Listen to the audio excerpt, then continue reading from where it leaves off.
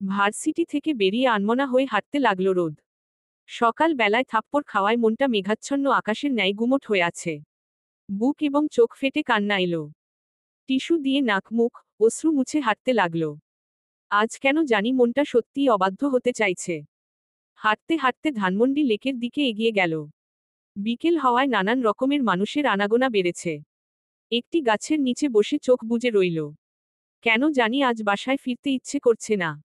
জানে জেঠিমনি বকাবকি করবে। করুক, প্রতিদিনই তো করে। কতটুকু না হয় আর করবে। তার সব সয়ে গিয়েছে। বেশ অনেকক্ষণ বসে রইল। লেকের শীতল জল ছুঁয়ে মৃদু মৃদু হাওয়া এসে শরীর ছুঁতে লাগল।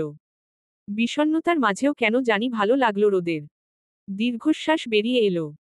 সকাল থেকে এই অবধি কিছু খাওয়া হয়নি। সারাক্ষণ শরীর আর মাথা ঘুরে, চোখে ঝাপসা দেখে, ফুটবল লাগে, কারো সঙ্গে কথা বলতে ইচ্ছে করে না, মেজাজ খিটখিটে হয়ে থাকে। দেখল 5টা বাজছে। আজ আর রক্ষা নেই জেঠিমনির বকা খাওয়ার থেকে। সন্ধ্যা ঘনিয়ে এলে আবার সমস্যা হবে। দ্রুত উঠে দাঁড়ালো। শরীরটা হঠাৎ কেমন কেঁপে উঠে ঘুরে পড়ে যেতেই নিজেকে স্বাভাবিক করল। মাথায় ওড়না ঠিক করে আনমনা হয়ে পা বাড়ালো বাসার পথে। হঠাৎ চোখ পড়ল হাওয়াই মিঠাইয়ের উপর। ব্যাগ খুলে দেখল ভাড়া হবে কিনা। দেখল হবে। কয়েক কদম এগিয়ে গিয়ে লোকটাকে হাওয়াই মিঠাই দিতে বলবে তার আগেই শুনতে পেল, 2টি করে 4টি হাওয়াই মিঠাই দিন তো। চমকে তাকায় রোদ। দেখল তার বাবা 10-11 বছর বয়সী 2টি বাচ্চাকে হাওয়াই মিঠাই কিনে দিচ্ছে। ভেজা ঢোক গিলল রোদ। পাশে তার সৎমা দাঁড়িয়ে রয়েছেন। হাসি খুশি দেখালো 4জনকে। নিশ্চয়ই ওরা তার সৎ ভাই বোন। হাওয়াই মিঠাই নিয়ে ওদের গালে চুমু খেয়ে হাতে তুলে দিতেই বাচ্চাগুলো খুশি হয়ে গেল। দৃশ্যটি খুব সুন্দর হলেও বেদনাদায়ক ছিল রোদের জন্য। আজ এই জায়গায় তার থাকার কথা। সৎমায়ের জায়গায় তার মায়ের থাকার কথা। তার আদর ভাগ হয়ে গেল এদের জন্য। ভাগ হয়নি, নিঃশেষ হয়ে গিয়েছে। ভাগ হলেও হয়তো অর্ধেক পেত। কিন্তু তার কপালে তো সেইটুকুও জুটে না। সে কতটা পিতৃস্নেহ, আদর অভাববোধ করে সেটা কেউ জানে না। মায়ের মৃত্যুর পর থেকে সে বাবার আদর ভালোবাসা থেকে বঞ্চিত। জেঠিমনি, কাকিমণিরাও কখনো তাকে বুকে টেনে নেয়নি। সবসময়ই তির্যক চোখে দেখেছে এবং বুলি ছুঁড়েছে। বুকটা ফেটে চৌচির হয়ে গেল। তারও তো বাবার হাত থেকে হাওয়াই মিঠাই খেতে ইচ্ছে করছে। ওভাবেই স্ট্যাচুর মতো দাঁড়িয়ে রইল রোদ। ঝাপসা নয়নে অস্পষ্ট দেখছে সব। তার বাবা তার দিকে একবারও তাকালো না। বাচ্চাদের হাত ধরে চলে গেল অন্যদিকে। বাবার হাসিমুখ দেখেই বোঝা যাচ্ছে অনেক সুখে রয়েছে। আচ্ছা, প্রতারকদের সুখ নাকি সাময়িক? তার বাবার সুখ কেন এত দীর্ঘ? এই সুখে গ্রহণ লাগে না কেন? না, সে মুখ ফুটে কখনো অভিশাপ দেয় না, কিন্তু তার অন্তরাত্মা তো ঠিকই আর্তনাদ করতে করতে দেয়। তার বাবা কি কখনো টের পাবে তার অন্তরাত্মা যে আর্তনাদ করতে করতে তাকে অভিশাপ দেয়? শ্বাস আটকে পা ঘুরিয়ে হাঁটতে লাগল। ঝাপসা নয়নে কিছুই দেখতে পেল না। আকস্মিক একটি গাড়ির সঙ্গে আঘাত পেতেই হোঁচট খেয়ে পড়তেই ব্রেক কষল। গাড়ি থেকে দ্রুত বেরিয়ে এলো অরণ্য। সব মাথার উপর দিয়ে গেল 2জনের। শ্বাস আটকে চোখ বুজে রইল। কি হচ্ছে ঠিক বুঝতে পারল না রোদ। এক্সকিউজ মি, দেখি কোথায় ব্যথা পেয়েছেন? ঝাপসা নয়নে তাকায় রোদ। সানগ্লাস পরা এক যুবক রোদের মুখের দিকে এক পলক তাকায়। সুশ্রী মুখখানি কেমন টকটকে লাল হয়ে গিয়েছে। চোখ থেকে সানগ্লাস সরিয়ে নিল। চোখে চোখ পড়তেই অপ্রস্তুত হয়ে চোখ নামিয়ে ফেলল রোদ। অপ্রস্তুত হলো অরণ্য। সরি, একটু দেখে শুনে হাঁটবেন তো। বর্ষর দুর্ঘটনা ঘটতে পারত। ভাগ্যিস মাত্রই স্লোতে ড্রাইভ করছিলাম। রোদ নিরুত্তর। উঠে দাঁড়ানোর চেষ্টা করল। হাঁটুতে ব্যথা পেয়েছে। অরণ্য হাত ধরে দাঁড় করালো। এক পলক তাকায় রোদের মুখের দিকে। ধবধবে সাদা সুতির ওড়না মাথায়। সারা ওড়না জুড়ে গুড়ি গুড়ি বুনোফুলের এমব্রয়ডারি করা এবং কাটওয়ার্ক পার। চোখ সরাতে পারল না অরণ্য। কেন জানি অন্যরকম ফিল করল। শেষ বিকেলের মলিন সোনালি রোদ পড়তেই কেন জানি মায়াবী দেখালো। থ্যাঙ্কস। খুঁড়িয়ে খুঁড়িয়ে হাঁটতে লাগলো রোদ। এক্সকিউজ মি, আপনি পায়ে ব্যথা পেয়েছেন। আপনার ডক্টরের কাছে যাওয়া উচিত। No thanks. Again sorry. It's okay. Anyway, কিছু মনে না করলে আমি আপনাকে লিফট দিচ্ছি। No need thanks. প্লিজ। লাগবে না। ওকে। দোষটা আমার। মলিন হাসল রোদ। আপনার নয়, আমারই। আমি ঠিকমতো রাস্তা পারাপার হতে গাফিলতি করেছি। So don't worry. প্লিজ, আমি লিফট দিচ্ছি। বিরক্ত হয় রোদ। কেন জানি অধিকারবোধ দেখিয়ে বাহু ধরে রোদকে গাড়িতে বসালো। ড্রাইভিং সিটে বসে স্টার্ট দিল। ভীষণ চিন্তিত হলো রোদ। এই না বুঝি আজ কিয়ামত শুরু হয়। বিষণ্ণ দেখালো মুখ। Any problem? নো। অ্যাড্রেস দিন। অ্যাড্রেস দিল রোদ। কিছুক্ষণ পর পর ফ্রন্ট মিরর দিয়ে রোদকে পর্যবেক্ষণ করতে লাগলো অরণ্য। পানির বোতল এগিয়ে দিল। রোদ নিল, তবে পান করল না, কৌশলে রেখে দিল। রহস্যময় হাসল অরণ্য। বিলিভ করছেন না? প্রত্যুত্তর করল না। বাসার সামনে নামিয়ে দিল রোদকে। এক পলক তাকিয়ে বাড়ির নেমপ্লেট সহ অ্যাড্রেস সব মনের মধ্যে গেঁথে নিল। থ্যাঙ্কস। এবার পানির বোতলটা নিতে তো আপত্তি নেই। মলিন হাসল রোদ। অরণ্য তাকিয়ে রইল। কেন জানি ওই মলিন হাসিটুকু তার হৃদয় দোল দিয়ে গেল ভোরের নির্মল হাওয়ার মতো। কথা বাড়াতে ইচ্ছে হলো না রোদের। ভদ্রতাসূচক বোতলটা হাতে নিয়ে বাসার দিকে পা বাড়াল। মেইন ব্যালকনি থেকে সবই দেখল শুভ্র। যতক্ষণ রোদকে দেখা গেল ততক্ষণ তাকিয়ে রইল অরণ্য। মনে হচ্ছে লাভ অ্যাট ফার্স্ট সাইট হয়েছে তার। মৃদু হেসে স্টার্ট দিল। কলিং বেল চাপতেই ডোর খুলল শুভ্র। অপ্রস্তুত হয়ে ভড়কে গেলেও নীরব রইল। পথরোধ করে শটান হয়ে দাঁড়িয়ে রইল শুভ্র। কোথায় ছিলি? নীরব রইল রোদ। কি হলো? তোমার জেনে কি কাজ? চোয়াল শক্ত হয়ে এলো। আফজাল সাহেব এগিয়ে এলেন। কি হয়েছে? নীরব রইল দুজন। রোদ, কোথায় ছিলি? কিছু বলল না। ঢুকতে দাও ওকে। পা ঘুরিয়ে বাসা থেকে বেরিয়ে যেতে নিতেই টান পড়ল হাতে। নিজেকে ছাড়ানোর চেষ্টা করল কিন্তু পারল না। বয়ফ্রেন্ড জুটিয়েছিস? ঘৃণা সৃষ্টি হলো। তার কাছেই যাচ্ছিস নাকি? হাত ছাড়ো। সারাদিন ঘোরাঘুরি করেও তোর মন ভরেনি? ঝাড়ি দিয়ে নিজেকে ছাড়াতে নিতেই পারল না, উল্টো টেনে হিঁচড়ে নিজের রুমের দিকে নিয়ে গেল। বাসার সবাই চোখ কপালে তুলে তাকিয়ে রইল। রুমে ঢুকে সোজা বিছানার উপর ছুঁড়ে ফেলল। নাকে ব্যথা পেতেই আর্তনাদ করে উঠল। সারাদিন কেথায় ছিলি? রাগ হয় রোদের। বলা কওয়া কিছুই নেই, আন্দাজি আক্রমণ শুরু করে দিয়েছে। জিদ চাপল মাথায়, তাই প্রত্যুত্তর করল না। শক্ত করে চোয়াল চেপে ধরল। জিদ দেখাচ্ছিস কাকে? ছাড়ো। সারাদিন কোথায় ছিলি? যেখানে ইচ্ছে সেখানে। চোয়াল শক্ত হয়ে এলো। ওই ছেলেটাকে? তোমার কথিত বয়ফ্রেন্ড। কষিয়ে একটা থাপ্পড় মা রতেই ফ্লোরে আছড়ে পড়ল। এত দুঃসাহস তোর! নাক দিয়ে রক্ত বেরুতে লাগল। মস্তিষ্ক টগবগ করছে শুভ্র। মেয়েটার জন্য হোম টিউটর রেখেছিল, উল্টো তাকে জাজ করল। লিফট দিতে চেয়েছিল, নাকচ করল। এরপর অন্য ছেলের সঙ্গে সময় কাটিয়ে বেশ বেলা করে লিফট নিয়ে বাসায় ফিরল। রাগ কি তার হবে না? শুভ্র কর্মকাণ্ডে হতবাক হল রোদ। এমন তো ছিল না শুভ্র। আসার পর থেকে তার সঙ্গে এমন আচরণ করার মানে বুঝতে পারল না।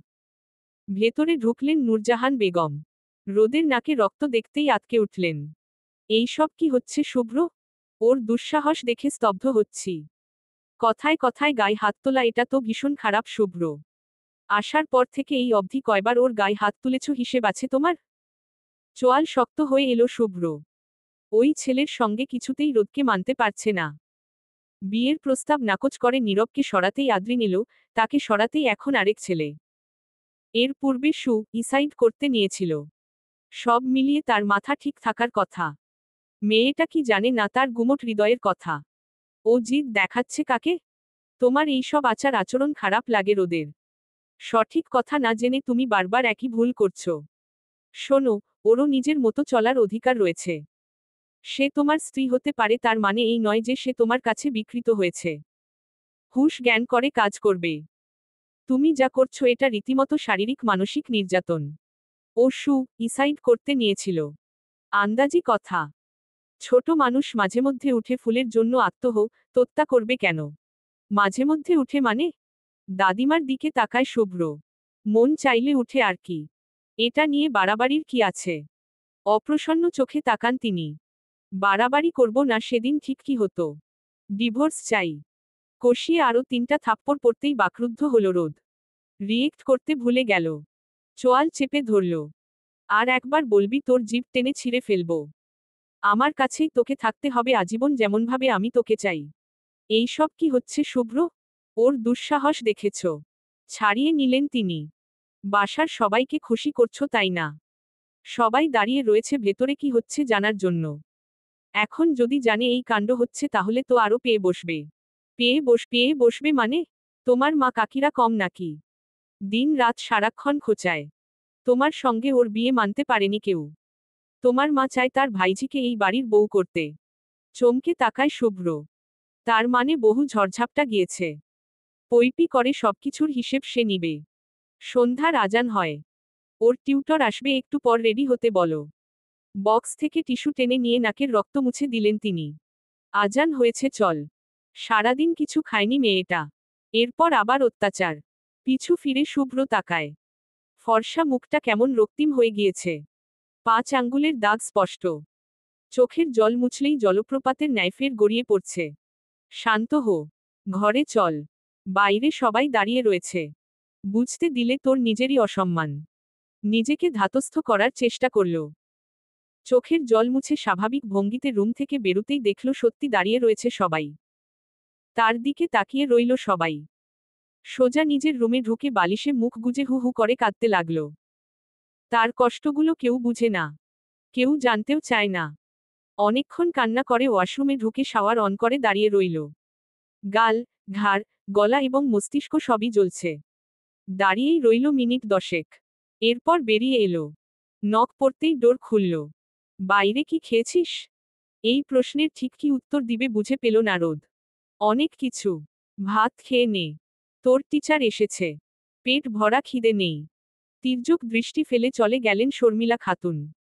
কিছুক্ষণ পর প্লেটে ভাত বেড়ে নিয়ে রুমে ঢুকলেন নূরজাহান বেগম। উঠো, ভাত খাবি। খিদে নেই, ঘুম পাচ্ছে। উঠো। হাত ধরে উঠালেন। ভাত মাখিয়ে মুখের মধ্যে পুরে দিলেন।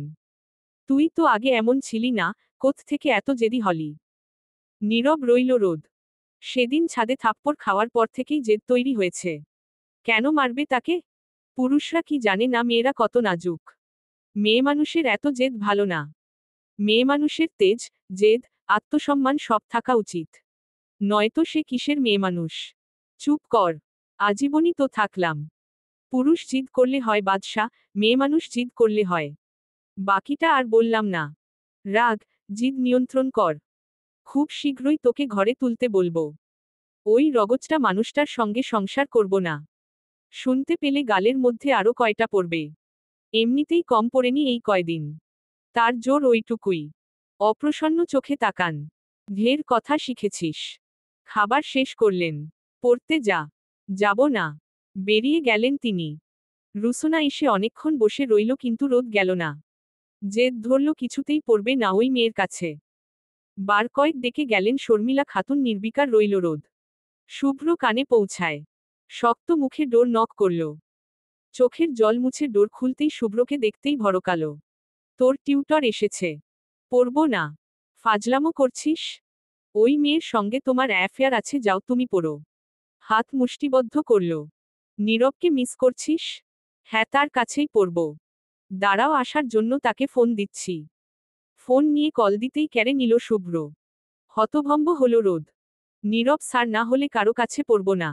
অগ্নিচোখে তাকালো শুভ্র। ডোর লক করে দিল। শক্ত মুখে রুমের দিকে পা বাড়ালো শুভ্র। ফেসবুক, মেসেঞ্জার, ভাইবার, হোয়াটসঅ্যাপ একে একে সব চেক করল কিন্তু তেমন কিছু পাওয়া গেল না। নির্বের সঙ্গে ট্যাক্স হতো কিন্তু সব পড়াশোনার বিষয়ে। যেমনটা সে ভাবে তেমন অতিরিক্ত কিছুই চোখে পড়ল না। সবগুলো ট্যাক্স পড়াশোনা সংক্রান্ত। গ্যালারিতে ঢুকল। সব ঘেটে ঘুটে দেখল গ্যালারি ভর্তি তার পিকচার। ফেসবুকে ফ্রেন্ডলিস্টে না থাকলেও স্টোরি থেকে শর্ট করে তার পিকচার নিত। আর তেমন কোনো পিকচার পাওয়া গেল না। মোবাইল রেখে দিল। রুসোনাকে নিষেধ করে দিল রোদ তার কাছে পড়বে না, তাই মেঘ মেদুরের হোম টিউটর হিসেবে সেই পড়াবে। ভীষণ খুশি হল রুসোনা। তবুও শুভ্রকে এক পলক দেখতে পারবে। শুভ্র কথা ভাবতেই গালগুলো গরম হয়ে গেল। কেন জানি ভীষণ ভালো লাগে তার। আফজাল সাহেব এবং শর্মিলা খাতুনকে ডেকে পাঠালেন নূরজাহান বেগম। চিন্তিত মুখে ওনারা যেতেই বললেন, তোমাদের সঙ্গে কিছু গুরুত্বপূর্ণ কথা রয়েছে আমার। বলেন আম্মা। মায়ের পাশে বসলেন। জনের বয়স হয়েছে। এবার সংসার শুরু করা উচিত কি বলিস? হ্যাঁ, আমিও সেটাই ভাবছি। ভাবলাম এই প্রসঙ্গে রাতে খাবার টেবিলে কথা বলবো। শুভ দেখে দিনক্ষণ ঠিক করে ফেল বরং। কক্সবাজার থেকে ঘুরে আসুক সবাই। ততদিনে ওদের মধ্যে কিছুটা বোঝাপড়া হোক। লাগবে না। বিয়ে শাদী হয়েছে সেই কবে। আর কত তালবাহানা করে দূরে রাখবি তোরা? এখন বাস রিজার্ভ করে ফেলেছি আম্মা। কক্সবাজার থেকে ঘুরে আসার পর বিষয়টি নিয়ে ভাবব সবাই। সবটা সময় মৌন রইলেন শর্মিলা খাতুন। মানতে পারলেন না কিছু। পুত্রবধূ হিসেবে রোদকে মানতে নারাজ তিনি। গুরুত্ব দিলেন না নূরজাহান বেগম। শুভ্রকে কেউ জোর করেনি, সে নিজ ইচ্ছেও বিয়ে করেছে। সেখানে তার মা মানতে না পারলে কার কি? সংসার করবে ছেলে শাশুড়ি না। অপছন্দের মানুষ নিয়ে সংসার করা অসম্ভব, সেটা সবাই জানে। ভীষণ মাথা ব্যথা উঠেছে শুভ্র। উবু হয়ে শুয়ে রইল। কাল সারারাত ঘুমায়নি সে। ভেবেছিল ব্রেকফাস্ট সেরে ঘুমাবে, সেটাও হয়নি। সেখান থেকে ভার্সিটি গেল, তারপর তো নানান কাহিনী ঘটল। চোয়াল শক্ত হয়ে এলো। মা, মা। শুনতে পেলেন না। তবে শুনতে পেয়ে এগিয়ে এলো সন্ধ্যা। কি হয়েছে ভাইয়া? মাকে আসতে বল। কিছু লাগবে তোমার? যা বলছি তা কর। মলিন মুখে দাদিমার রুমের দিকে এগিয়ে গেল। এতক্ষণ আড়ি পেতে সব শুনেছিল তাদের কথোপকথন। মনটা ভীষণ ভার তার। জেঠিমনি, ভাইয়া ডাকছে। কেন? জানি না। চিন্তিত মুখে এগিয়ে গেলেন। কেন ডাকলে? মাথা ব্যথা করছে, কফি দাও। কিচেনের দিকে পা বাড়ালেন। জেঠিমনি তুমি যাও। আমি বরং বানিয়ে দিই কেমন? আচ্ছা। ভীষণ খুশি হলো সন্ধ্যা। কফি বানিয়ে নিয়ে গেল। ভাইয়া তোমার কফি। কে বানিয়েছে? জেঠিমনি আমাকে বানাতে বলেছিল। টেস্ট করে দেখো কেমন হয়েছে। নিয়ে যা। কেন? রোদকে বল ব্ল্যাক কফি দিতে। আমি করলাম তো। শক্ত চোখে তাকায় শুভ্র। চুপসে বেরিয়ে গেল। কিরে দিয়েছিস? দিলাম, খাবে না? কেন? জানি না। কিছু না বলে নিজের রুমের দিকে পা বাড়ালেন শর্মিলা খাতুন। আধ ঘন্টা পেরিয়ে গেল, কফি পেল না। ঝাপসা দেখছে চোখে। বিরক্ত হয়ে মাকে ডাকতে লাগলো, মা, মা। শুনে ছুটে এলেন। কি হয়েছে? কফি দিতে এতক্ষণ লাগে? সন্ধ্যা না দিল? রোদকে দিতে বলেছিলাম। সন্ধ্যা তো কিছু বলেনি। এখন তো শুনতে পেয়েছেন। রোদের রুমের দিকে পা বাড়ালেন। শুয়ে রয়েছে সে।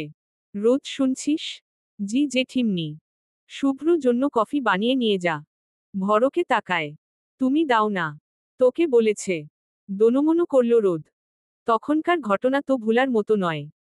বেহায়ার মতো এখন আবার লোকটার সামনে যেতে হবে। কি হলো যা। উঠে বসল। মলিন মুখে এগিয়ে গেল। কফির জন্য এক মগ গরম পানি দাও তো খালা। সাই দিয়ে এক মগ ফুটন্ত পানি দিয়ে গেলেন জোবেদা খালা। শুধু কফি পাউডার মিক্সড করে নিয়ে গেল। তার হাতে কফি খাওয়ার স্বাদ মেটাবে। বদলোক একটা। শখ কত।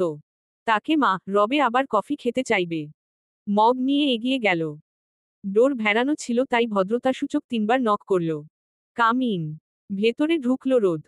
চোখ খুলে তাকায় শুভ্র। বিছানার দিকে এগিয়ে হাত বাড়িয়ে ধরল। কুণ্ডলি পাকিয়ে উপরে উঠা কফির ধোয়ার ভেতর দিয়ে রোদের মুখটা কেমন মায়াবী স্নিগ্ধ আর মোহময় দেখালো। তাকিয়ে রইল শুভ্র। চোখ নামিয়ে ফেলল রোদ। ওভাবে তাকিয়ে থাকতে দেখে অস্বস্তি হয়। মৃদু কাঁপতে লাগল। হঠাৎ রোদের ফর্সা মুখটায় গোলাপি আভা ছড়িয়ে পড়ল। ওইভাবেই রইল শুভ্র, নিল না। বিব্রত বোধ করল রোদ। তোমার কফি। উঠে বসল শুভ্র। কফি হাতে নিতেই পা বাড়ালো চলে যাওয়ার জন্য। কোথায় যাচ্ছিস? আর কিছু লাগবে? হ্যাঁ তোকে। কান গরম হয়ে উষ্ণ ধোয়া বেরুতে লাগল। কফিতে চুমুক দিতেই চোখ বুজে ফেলল, কিন্তু প্রতিক্রিয়া করল না। পাকনামি করে চিনি দেশনি। এখন চিনি ছাড়া পান করি কি করে বল? কম্পন বয়ে যাচ্ছে রোদের শরীরের শিরায় শিরায়। আমতা আমতা করতে লাগল। আরেক চুমুক দিতেই বেরিয়ে যেতে নেয় রোদ। হুট করে বিছানা থেকে নেমে ডোর অফ করে টান দিতেই বুকের মধ্যে এসে পড়ল। অপ্রস্তুত হল সে। চিনি লাগবে। শুভ্র গলা কেমন অস্বাভাবিক এবং চোখগুলোও মনে হচ্ছে নেশা করেছে। ভীতসন্ত্রস্ত হল রোদ। এই না কোন অঘটন ঘটায়। এনে দিচ্ছি ছাড়ো। আমি নিয়ে নিচ্ছি দাঁড়া। ঠোঁটে ঠোঁট ডুবাতেই হতভম্ব হল। কিছুক্ষণ পর আনাড়িভাবে রেসপন্স করল সেও। রোদকে ছেড়ে পাজাকোলে তুলে বিছানায় শোয়াল। সমাপ্ত।